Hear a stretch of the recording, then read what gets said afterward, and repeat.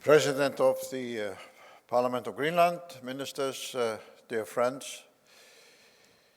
As we come to the end of this remarkable forum, and in the light of what Mead Treadwell has outlined for us just now, let me, before I address where and how we move forward from this Greenland Forum, try to put our gathering into a historical and geographical perspective. As we all know, for centuries, when Europe and North America were moving through the evolution of philosophical thought and transformation in the nature of the states, the Arctic was still a completely unknown part of the world to the so-called enlightened leaders of the Western world. Of course, for thousands of years, the people of the Arctic had lived their lives and established their customs and their economic way of interacting with nature. But it was not really until the beginning of the 20th century, when the so-called Western explorers from Norway, from Canada, and other parts of the world started to travel into the Arctic, that the leadership and the enlightened parts of the European and the American world discovered the Arctic. And that's why the explorers became world famous, because what they had brought to the attention was so new.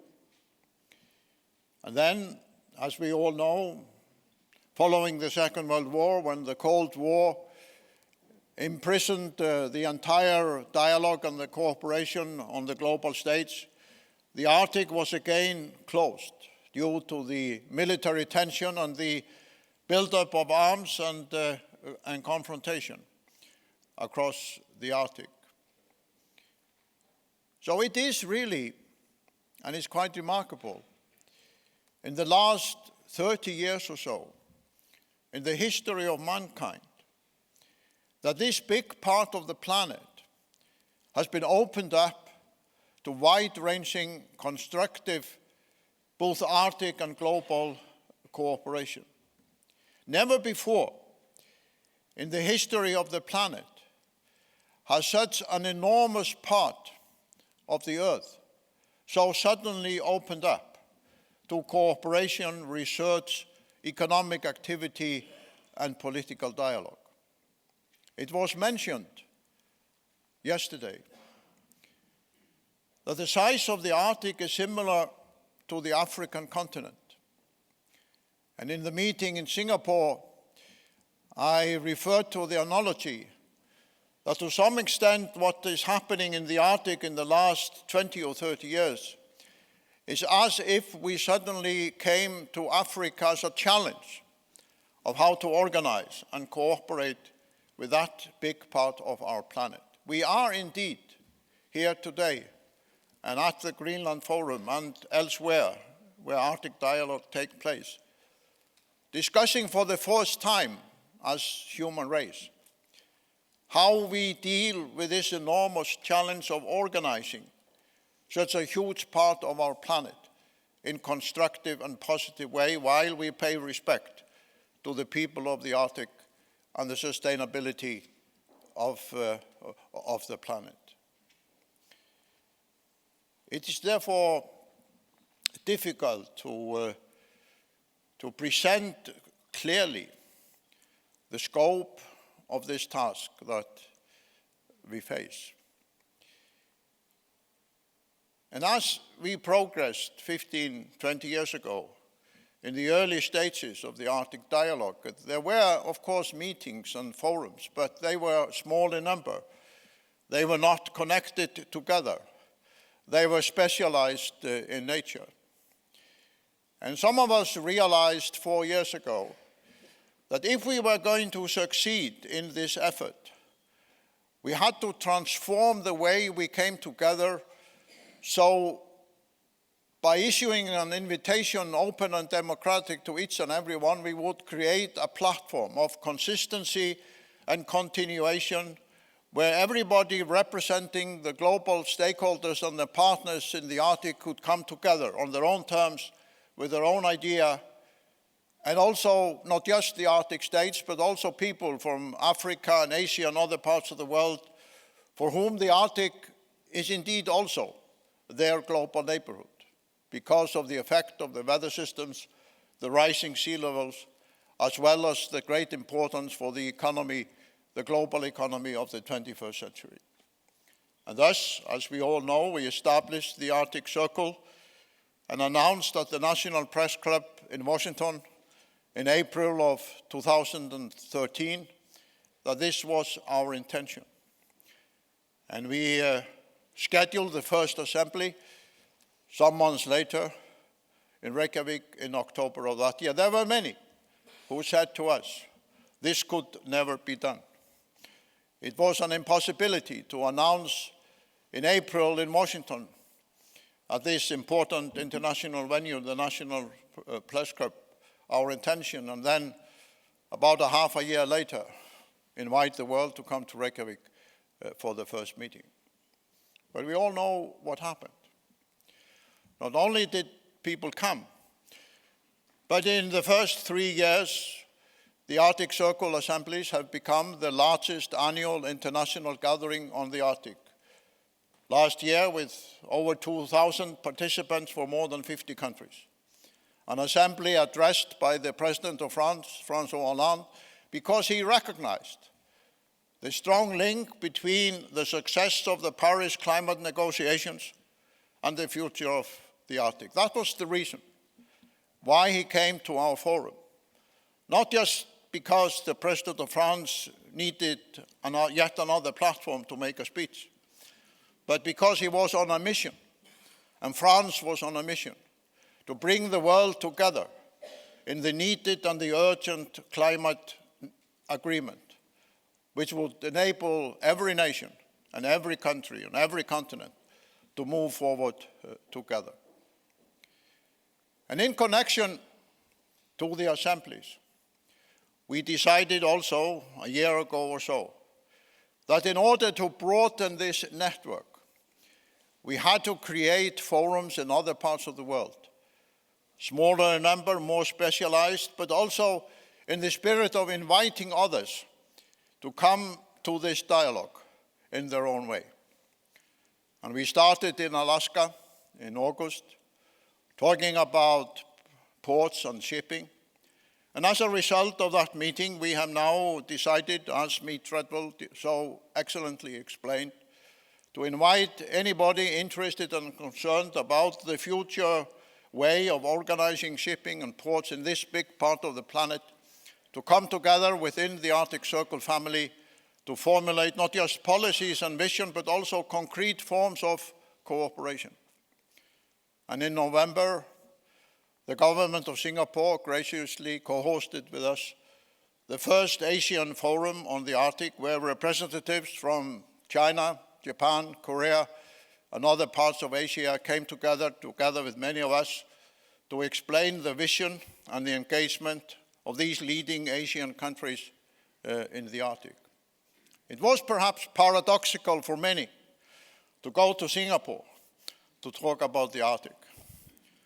But the core of the reason is that if the ice sheet in Greenland continues to melt, and if only about a quarter of the Greenland ice sheet in this century or the next will melt into the ocean, Singapore, as they know it, and Singapore, as we know it, will no longer exist.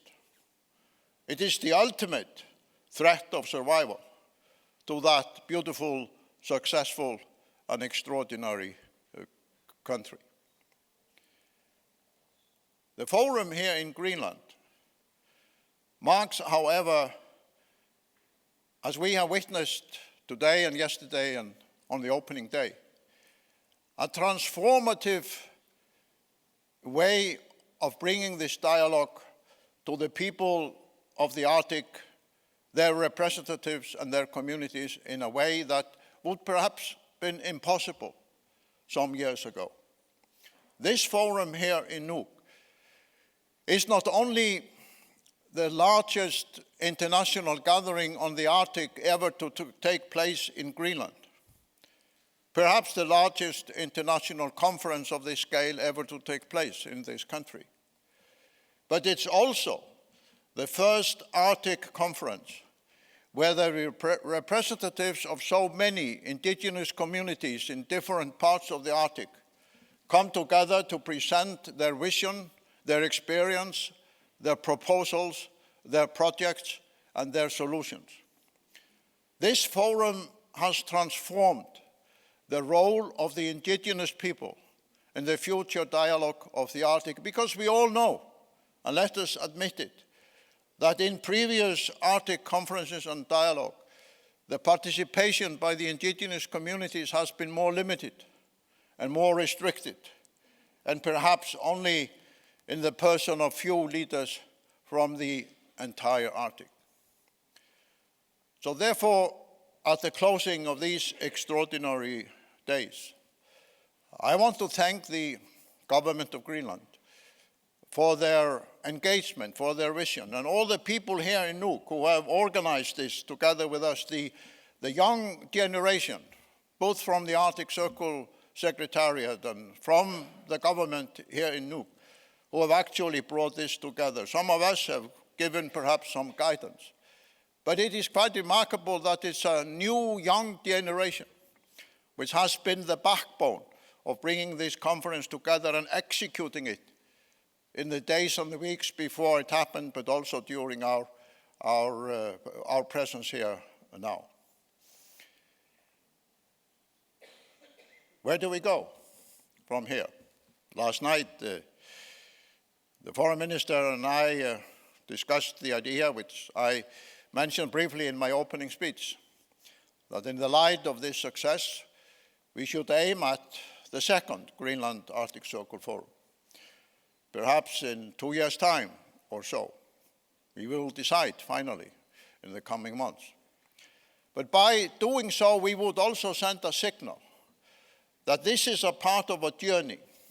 This has now become an integral dimension in our roadmap that takes the Arctic dialogue not just to Reykjavik every October to the large assembly, but also again to Greenland as well as to other parts of the world and to Quebec in November. Thereby, we are sending to the entire world that for the first time in the history of the Arctic, we now have an integrated system of coming together in one event after another, not only annually in Reykjavik, but then in other parts of the Arctic and other parts of the world. So constructively, we can change the Arctic in a positive way.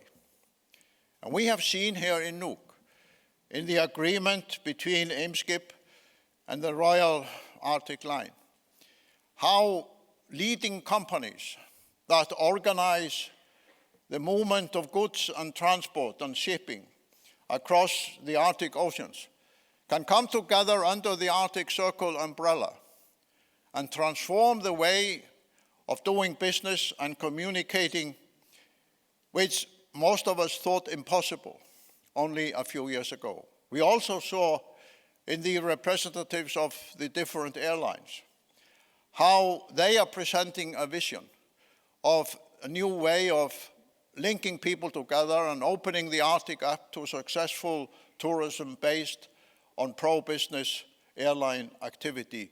These two networks of shipping and air transport that have been explained and furthered during this dialogue is a very strong signal that we are not just talking about some ideas and visions of the Arctic. We are doing within our framework of the Arctic Circle concrete things.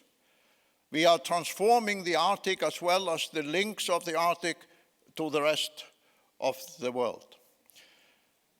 And if the task force on ports and shipping succeed in the coming months and the next 2 years or so, we will also see yet another example. So what I think we have witnessed here at the forum in Greenland is how this framework of cooperation we created 3 years ago can now become the tent within which various partners, whether they are governments or companies or research institutions, come together and agree of cooperating in a new way, and thereby sending the signal that this is not just a talking shop. This is a forum to change the Arctic and the world in a responsible and sustainable way. And by, as we did this morning, including the urgent and the needed discussion on mental health and health services in the Arctic, we are also sending the signal that it's not just in the field of economics and business that we need to come together. We have to link our healthcare system and our experiences in a way that we make sure that the young people in the Arctic feel in their hearts and their minds that they have a bright and good and exciting future.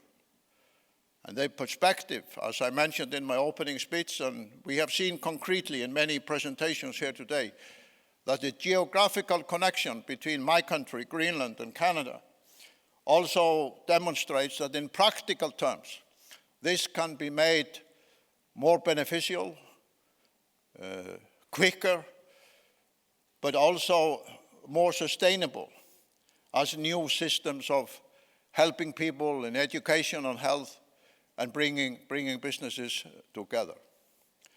But above all, the forum here in Greenland, together with the other activities of the Arctic Circle, is sending a very important signal to the rest of the world. Is that now we have established a regular mechanism of bringing the people of the Arctic and those from other parts of the world who share our concerns and want to cooperate, bring them together in a new and productive way. Treadwell mentioned the World Economic Forum at the end of his speech. That was a platform which was created 40 years ago and which helped at the end of the Cold War to bring both new free countries in Central and Eastern Europe, but also countries in Asia and Africa into the global dialogue of economic progress and political cooperation. Without making the necessary analogy, perhaps, but to some extent, what we have created here and at the other Arctic Circle gatherings, and will do in October in Reykjavik and in November in Quebec and then on, is to create a kind of a similar platform which links the Arctic to the rest of the world and brings the rest of the world to the Arctic in a new and constructive way. And although the assemblies have been important in demonstrating this success and this new model, I feel that the forum here in Greenland has provided a core addition to this international cooperation beyond anything that even the most optimistic of all of us could have hoped for. There is something fundamentally strong and new about how Greenland came through this forum into this dialogue and how the other representatives of the indigenous people also embraced through their participation this new way of coming together. And when we link that to the extraordinary presentation at the end of yesterday by these leading representatives of some of the largest financial entities in the world, we have seen here in Greenland something that all of us thought impossible even 2 or 3 years ago.